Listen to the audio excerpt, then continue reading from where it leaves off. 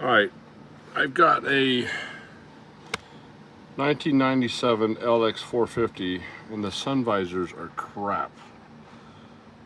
So I'm going to replace them. And the first thing you do is there's this right here. You unscrew it from here and you just pull down. It's got this little, whatever you want to call it. And what I do, I've done this before, so I'll show you what I'm replacing it with. That is the visor out of a 2004 Lincoln, I don't know, the big SUV, Lincoln whatever it was. I've got a 96 Lexus LX450. We're sitting in the 97 right now. And so I've already done this. What you have to do is on this side, the plastic sticks out past this flat part.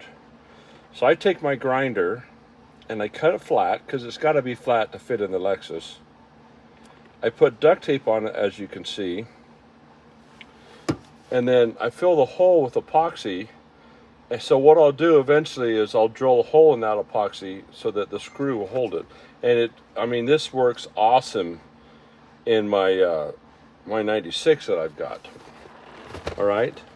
So then we're going to come up here. We're going to take these two out, and the hole's not going to quite fit. So we'll have to take a unibit and we'll ream out the hole just a little bit so that the new visor fits in there. And then what I do, as you see here, is I cut the plug long, and then we'll come back up here, and as you can see, the lights work. So I'll pull the wires out, cut the wires, and splice the new visor wires into it. And the nice thing about this new one, as you can see, is it's got the garage door opener built into it. So what's nice about this visor, there's several, I mean, there's nothing not great about this visor. What I like, the base goes all the way across, okay? When you pull the visor down, there's another visor underneath it, as you can see here. So this visor can be tilted to the side, and this visor can still be used straight forward. And as you can see, let me put the camera up. Just look at the material. So look how good of a match it is for that. So I'm gonna stop the video right now, and I'll come back. I'm gonna take this visor out. And I'll start videotaping again when I'm ready to install the new one. Let's see. All right. So here's the visor again. Like I said before, I took a grinder and I got rid of the plastic so that that's flat across there. Otherwise it'll push up against the headliner. And then I filled this full of epoxy so that I can drill a hole in it, and the epoxy will stop the screw from going too far. You know, the bottom of the hole is gone because I cut it off with the grinder. All right, so I'm going to take my drill.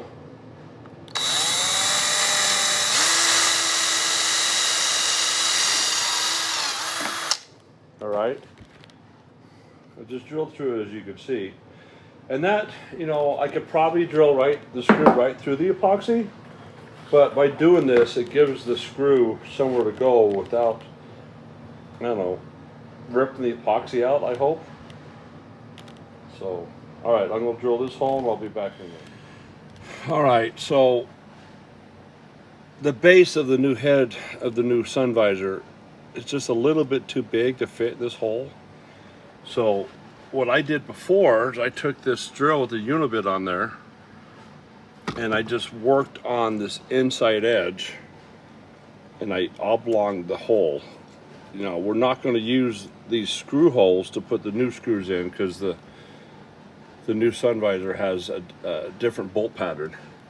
So we're going to use self-tappers to go through the metal. All brand new holes, so it doesn't matter if we mess up this hole. Now what I did is I pushed the wire up inside there So I'll have to get some nail nose pliers to fish it out, just so the wire is out of the way of the unibit to not damage it. All right, I'm gonna take the unibit and work on it, and I'll come back. All right, what I ended up doing, instead of cutting the plug off the top, because that would give me a little room to work with up in there, I cut the plug off of the car right here, the sunshade. All right, so I'm gonna see if I can, gosh dang it, it's hard to see. So now this, is that the right one? Yep, that's the right one. So long, all right, I'll come back in a second. What I'm gonna do is, I already measured it. The sunshade will fit right up here perfectly. And I have self-tapping screws. There's gonna be 3 screws on this side and 1 screw on this side. They're self-tappers. And I'll just tap into the metal after I plug it in and put some tape around it to protect the electrical connection. And I'll come back to that in just a second. Okay, so instead of having that piece of crap visor that came with I mean, these aren't so bad, but these ones are hanging down real low, and so now I have a visor. Let's see if you can see that very well. I can take this to the side like that. I can take this one down. All right, so there's the 3 screws here, self-tapped, holding it in, and then there's the 1 screw here through the epoxy like I talked about. And now we have a really good Sunvisor. I looked at buying like new ones, and they wanted like $200 a piece. So these are $15 at the junkyard. These are off of a 2004 Lincoln Navigator is what it was. 2004 Lincoln Navigator. I mean, granted, it's a little dirty here. I think I could clean that up. But oh my gosh, so much nicer. And I mean, gosh dang it, look how well it matched the interior of this vehicle. So now I just got that side to do, and I'll be done with this. So we have a 96 and we have a 97 LX450, and great mod for your LX450. Highly recommend it. All right, quick ending to this. I've got the passenger side in.